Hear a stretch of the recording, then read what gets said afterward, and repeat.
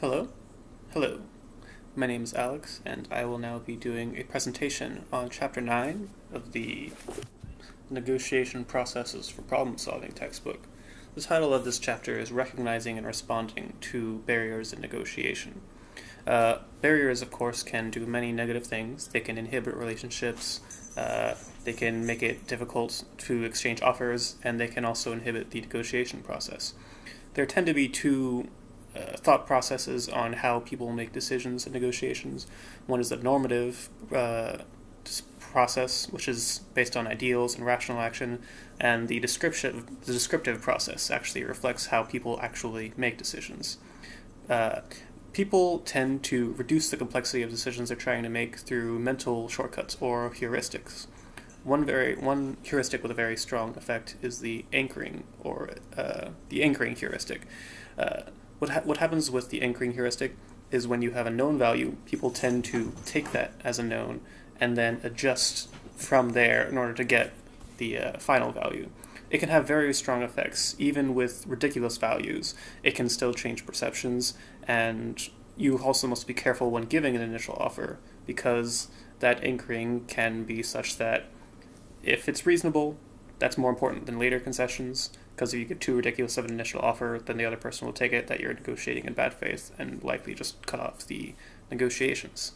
Also, if you are targeted with a ridiculous anchoring value, what you should do instead of responding with a counteroffer is sort of not respond to that counteroffer. You should simply just ask them to make a more reasonable offer instead, so as not to legitimize the ridiculous anchor. Another heuristic is the availability bias, which is that if it is easier for you to imagine a possibility, you think that that possibility is more likely. It could be because you've heard only stories of people being successful in lawsuits that you think winning a lawsuit is easy, but there are other lawsuits you don't hear about. And just because you can't think of the possibility of losing doesn't mean that losing is less likely. There is also an optimism bias, in which people consistently overestimate their own chances of success. For example, there were people who were asked to determine whether they thought an arbitrator would rule in their favor, and they tended to overestimate by about 15% their actual chances of success in getting the arbitrator to rule in their favor. Framing is something people often do, in which they compare everything to the status quo. Instead of based on its own merits, they simply compare whether something will be a gain or a loss compared to the status quo. And people tend to prefer the status quo. There is a strong status quo bias, in which people will simply, even though it's not a great situation, their reluctance to change will cause them to continue sticking with that bad situation rather than agreeing to a better one. There's another interesting effect with contrast. For example, if people were given a choice between a fancy pen or a cash value, they tended to be more likely to pick the cash value. But if they were offered the nice pen or the cash value or an inferior pen, they were much more likely to pick that nice pen once they saw its comparison to the less nice option. Another important factor to consider in negotiations is reactive devaluation, which is that any offer given by an opponent is often assigned a lower value by the person receiving it. This is because people tend to assume that if the other side is offering it, it must be better for the other side than it is for the person receiving it. There is also sometimes concession aversions, where we value the concessions we make differently than the concessions made by the other side, such that we think if the other side is making the concessions, that it's not worth as much, but if we make the concessions, then it must be worth a lot. There was also an interesting factor here related to loss aversion and plea bargaining. Loss aversion is that people will tend to feel much worse about losing something than they would feel hopeful about gaining something, such that they would feel a lot worse about losing $5 than they would about potentially gaining $5. It's a lot easier to give up the potential gain of $5 than it is to just give up the $5. Possibly because it's linked to risk aversion, where there's a certainty if you have something, so if you lose it, then that feels a lot worse than an uncertainty of gaining something. There's also the fact that many people plea bargain, and this seems odd because they're taking a certain loss rather than trying to take the chance of that potential gain. But many people seem to plea bargain possibly because they are risk averse, but also possibly because the entire system is weighed to strongly encourage plea bargaining, and defense attorneys will often frame the actual plea bargains in a much better light than it actually is. It might be a mediocre offer, but the defense attorneys will present it as though it is much better. There are also often informational barriers, which is something very important to consider in negotiations. If both sides are honest, then it tends to be more helpful for integrative problem solving. It can enlarge the size of the pie, there can be creative solutions, and typically more win-win scenarios are had. But if one side is honest and open and the other side is dishonest, they can take advantage of the other side's honesty, and that can result in that person being honest being burned. However, if both sides are dishonest, then often there are no creative problem-solving solutions, and both sides simply get mediocre deals. So it's a tough choice to make between being honest in the hopes that the other person will be honest and vulnerable and you can get a better deal together, versus only looking out for yourself, in which case it can go either way. There is also gamesmanship barriers, where people just really hate admitting that they are wrong. They hate loss more than they even love a win, and when they see the situation escalating, they will continue escalating it, even if there is only a tiny chance of victory. There was an interesting experiment done in the book that demonstrated this very well. In it, there's a scenario in which people can bid on a $20 bill. The person offering the $20 bill says the only interesting thing is bids can only be done by $1, and whoever is the second highest bidder must still pay but will not receive the $20. So if one person bids 18 and the other person bids 17, the $17 winner will just have to give up the $17, whereas the $18 bidder will spend the $18 and get the $20. But the fact is, interestingly, people will bid more than the $20 for the $20 just in order to avoid losing their bid. So this is kind of a trap, and if you ever see someone do this, you shouldn't make any initial bid at all, because very often people will spend much more than $20 for the $20, and the other person who's the second highest bidder will just lose everything.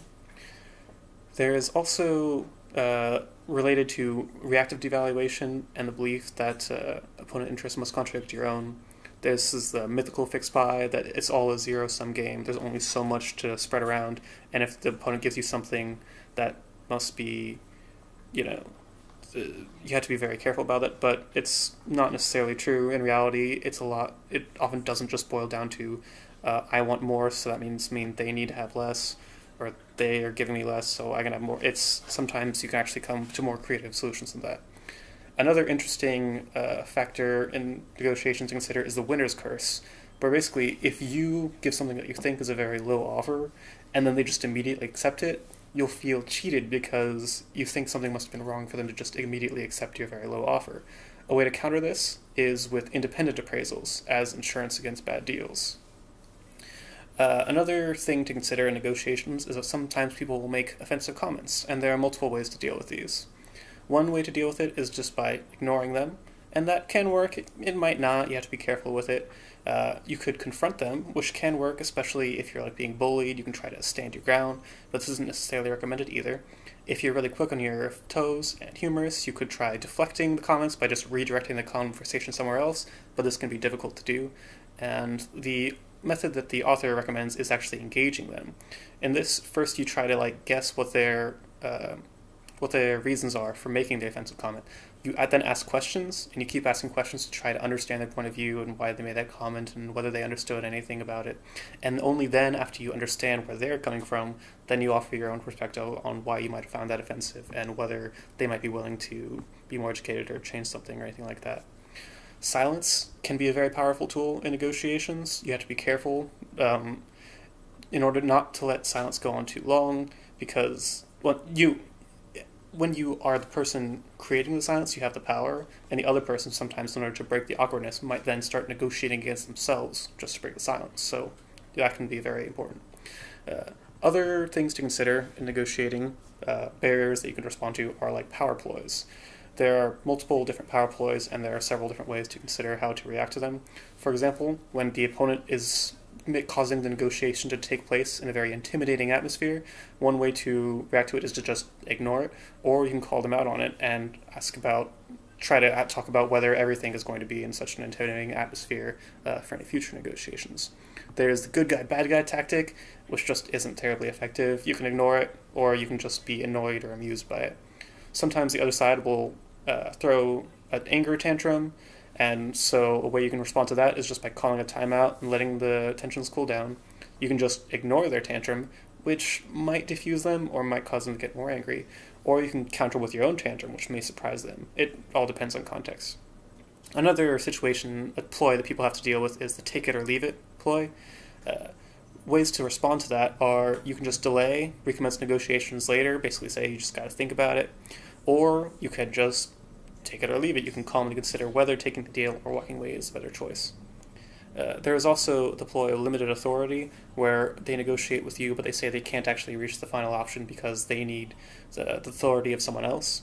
And so when that happens, you can simply request a meeting with the actual authority, or you can even respond by saying that your own authority is limited, that you have to consult someone else before you can come to a final decision. Deadlines are also often an important factor in these negotiations, potentially a barrier.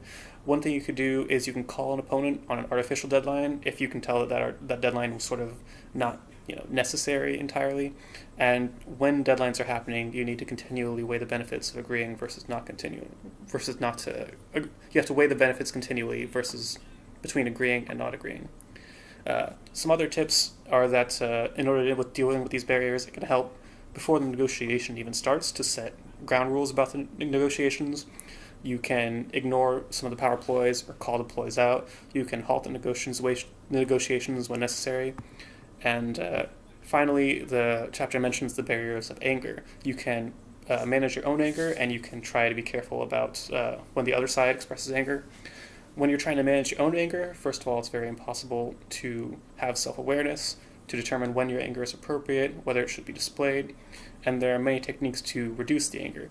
You could take a time out for a second, just have a little break for the negotiations. You could count backwards, write down some of the points that you want to talk about later.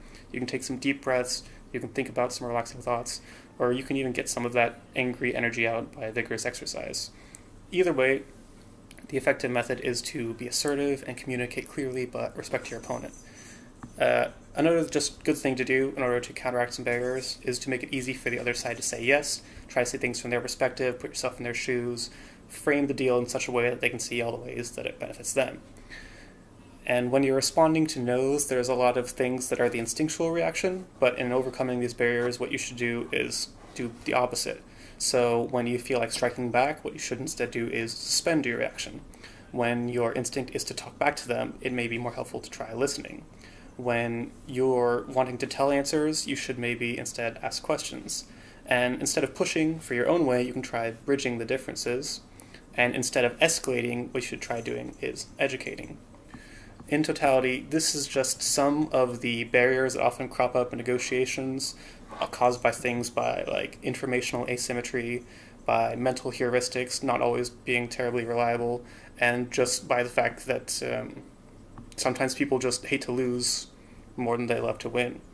And by asking questions, by educating yourself, and by taking a step back and thinking about it, it can help avoid a lot of the problems a lot of people face in negotiations and come up with much better results in general. Thank you very much. That was my presentation.